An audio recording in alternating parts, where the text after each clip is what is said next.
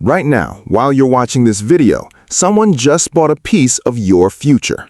Not a metaphor, not a talking point. I mean, literally, the apartment building 3 blocks from your house, the cash-flowing business you've been telling yourself you'll start one day, the productive assets that will generate passive income for the next 40 years. Someone is acquiring those things right now at a discount, while the people who should own them are distracted, scared, and waiting for someone to tell them it's going to be okay. And here's the part that changes everything. It's not going to be okay. Not for people who stay in the old system, but for the people who understand what I'm about to show you today. This exact moment, this window right here in 2026 is the most powerful wealth-building opportunity in the last 100 years. I can prove every word of that, and I will. Stay with me. I'm Dr. Ben, and on this channel, we don't follow the market. We design the moat. In a world of followers, we are the architects of our own financial freedom. Here's what we're covering today. I'm going to show you the silent economic reorganization that most people are completely unaware of. Then I'm going to pull back the curtain on how volatility is being used as a weapon and who's holding it. Then we're going to talk about the psychology of the people losing ground right now and what they have in common. And then I'm going to give you the actual blueprint, the architect's playbook for the next 90 days.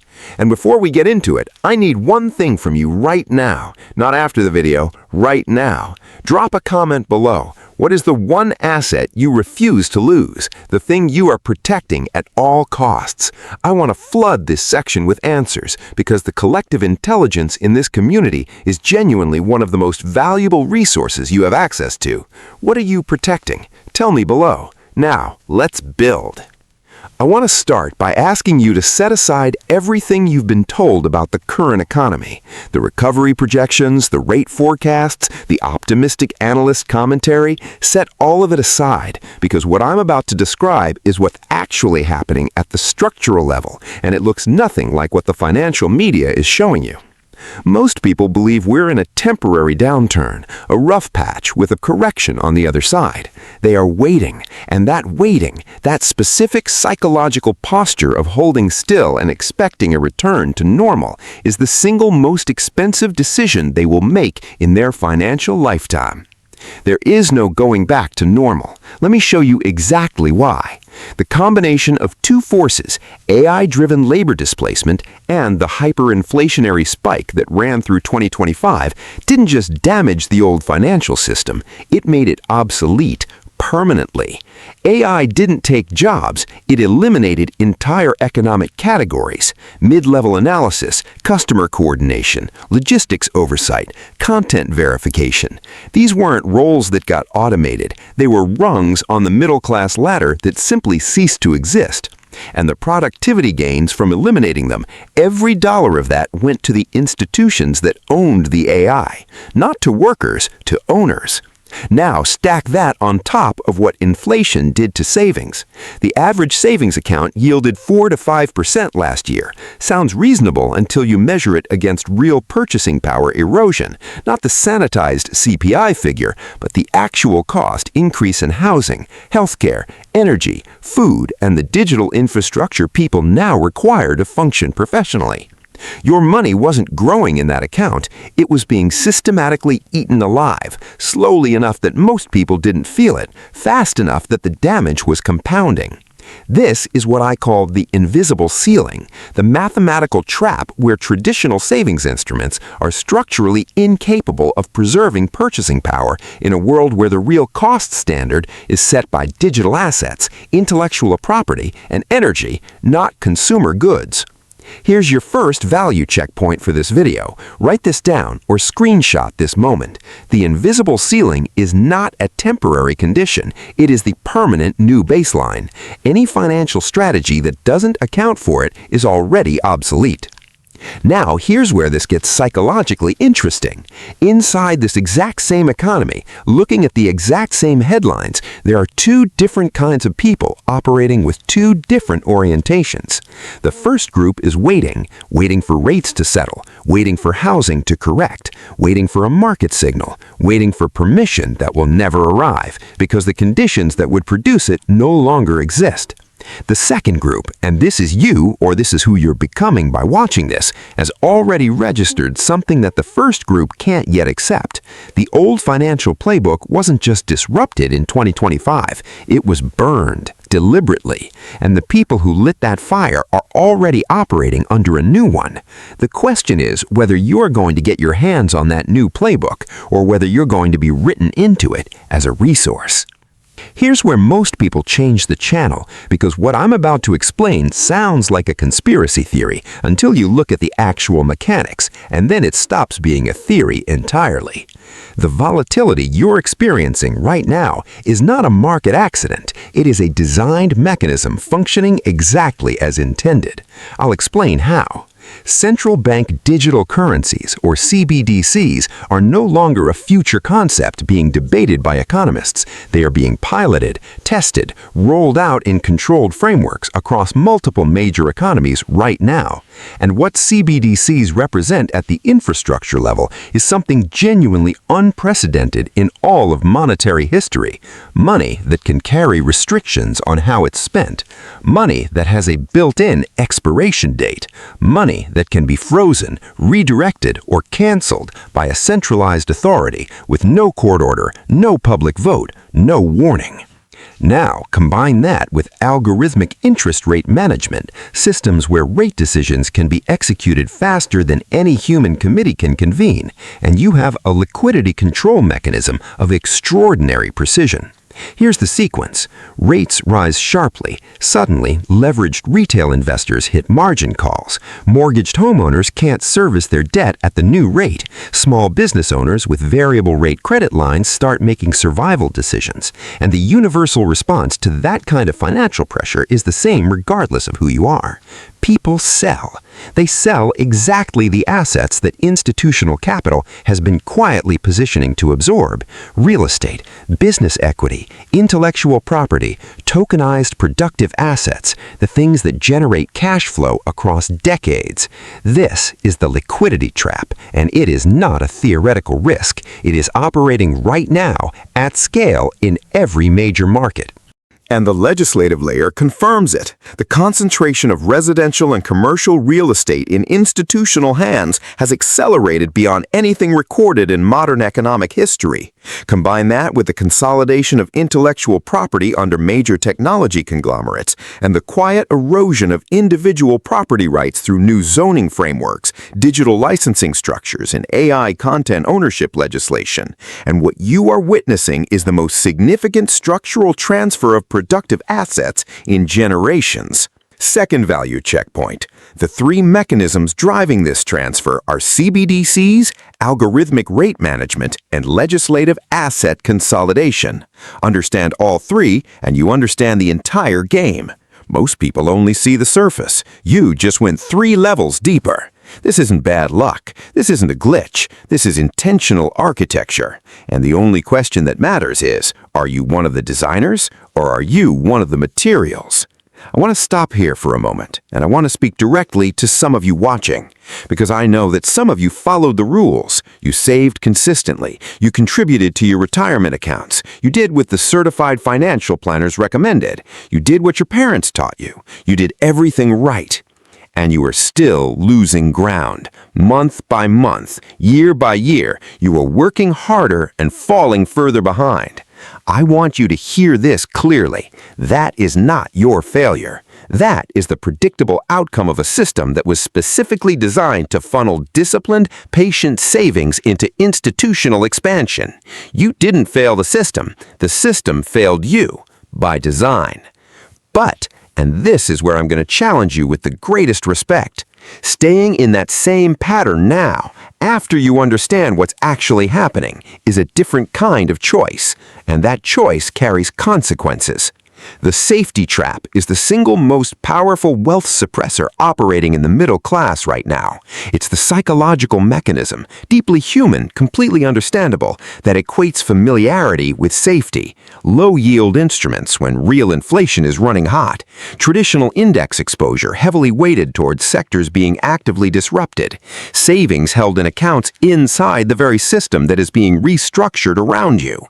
The safety trap doesn't feel like a trap. It feels like prudence. It feels like responsibility. That's what makes it so effective. And layered on top of it is what I call legacy news dependency, the habit of forming your financial worldview from media sources that are structurally several months behind where the smart money is already positioned. By the time a financial opportunity reaches a mainstream headline, the institutional architects who created that opportunity have already exited. The retail investor who reads the article and buys in isn't getting into the trade. They're becoming the exit liquidity for the people who were there 6 months earlier. The pattern is consistent across every major asset class of the last 10 years. Institutions position quietly, smart capital accumulates, the narrative builds, retail floods in, smart money walks out, and the people who arrived last, who followed the coverage, who waited for confirmation, are left holding the bag while the architects count their returns. Third value checkpoint, and this one is critical. Passive participation in this economy is no longer a viable strategy, not because of risk, because of physics. An economy that is fundamentally shifted from rewarding labor to rewarding the strategic positioning of capital cannot produce wealth outcomes for people operating exclusively from a labor framework. The variable has changed, the formula has changed, and the people who recognize that shift first will be the ones who benefit from it most. The only question that remains is, what are you going to own? All right, this is the part of the video that matters most. Everything before this was the diagnosis. What follows is the prescription. And I want to acknowledge something before I give it to you. The three concepts I've laid out, the invisible ceiling, the liquidity trap, the safety trap, I didn't walk you through all of that to depress you. I walked you through it because you cannot architect a solution you don't fully understand. And now you understand it at a level that 95% of people watching financial content online never reach. That's not a small thing. That's knowledge arbitrage already happening in real time. So, let's build. The architect's strategy rests on 3 pillars, not 10, not 20, 3, because the people who actually move in windows like this one don't get there by complexity. They get there by clarity and execution. Pillar 1, distressed cash-flowing assets. When fear drives the majority, distressed assets become available at generational prices. We are inside that window right now. The strategy is not to speculate, not to bet on what might appreciate. The strategy is to acquire assets that generate income from day one, while they're temporarily undervalued because the people selling them are doing so under pressure, not by choice. What does this look like in practice? Residential rental markets in secondary markets where institutional consolidation hasn't yet peaked. Small business acquisitions, service businesses, trade businesses, subscription-based businesses being sold by owners who need liquidity, not by owners who want to exit. Digital assets that generate revenue, established content libraries, software tools with recurring subscription income, newsletters with monetized audiences. These exist in a valuation gap right now because most buyers are evaluating them with outdated frameworks. Your advantage in this space is not capital. It is speed, local knowledge, and the willingness to move while others are frozen. That is a genuine competitive edge. Use it. The people inside this community who have already begun repositioning are not financial geniuses. They're not starting with more capital than you. They made one decision. They stopped waiting for certainty and started moving with clarity. That distinction is everything. Pillar 2, self-custody and non-correlated assets. Whatever wealth you build from this point forward needs a layer that exists structurally outside the traditional banking infrastructure, not because of paranoia, because of history. The same system that enables programmable money and algorithmic rate management has throughout history demonstrated the ability and willingness to freeze, restrict, or redirect assets during systemic stress events. This is documented fact across multiple countries and multiple decades. Non-correlated assets break the chain. Physical real estate held outright. No mortgage, no lender, no margin call. precious metals in direct physical possession. Select digital assets held in self-custody, not on exchange, not in an institution's custody, in yours. Private business equity. These create a structural firewall in your portfolio that no rate decision, no banking policy, and no systemic event can reach without your direct participation. This isn't about being against the system. It's about understanding that the system was not designed with your protection as a priority. Build accordingly. Pillar 3. Knowledge arbitrage. Understanding the plumbing of the 2026 financial system is itself a form of capital. Right now, in this video, you have learned things that most people consuming financial content will never encounter. You understand the invisible ceiling. You understand the liquidity trap. You understand how CBDCs and algorithmic rate management interact to create manufactured volatility. You understand the legislative consolidation layer. That knowledge creates positioning options that don't exist for people without it. The person who understood the mechanics of mortgage-backed securities before 2008 had options that nobody else did. The person who understood inflationary mechanics in 2020 built wealth while others scrambled. Knowledge of how a system actually works, not how it presents itself, is the highest yield, zero starting capital investment you can make. That is why this community exists. And that is why showing up consistently, not passively, but actively, is itself a financial strategy. I want to be direct about the window here. The consolidation cycle doesn't wait. Every week that passes, more distressed assets are absorbed by institutional buyers. The entry points narrow, the price floors rise. The people who move now are building during the discount period. The people who wait are going to buy from them at a premium when the recovery is already priced in. The window is open. It will not stay open. I want to show you two futures, not as a rhetorical device, as an honest projection of what the data tells us about the next 5 to 10 years. Future 1. You wait. You stay in your current positions. You hold the instruments you already have and monitor the news cycle for a signal that conditions have improved. And eventually, markets do partially recover, asset prices rise, the headlines say things are stabilizing, and you look at your portfolio and you're roughly back to where you started, maybe slightly ahead. But here's what happened during the time you were waiting. The consolidation completed. The window closed. The distressed assets were absorbed at their discount prices by someone who moved.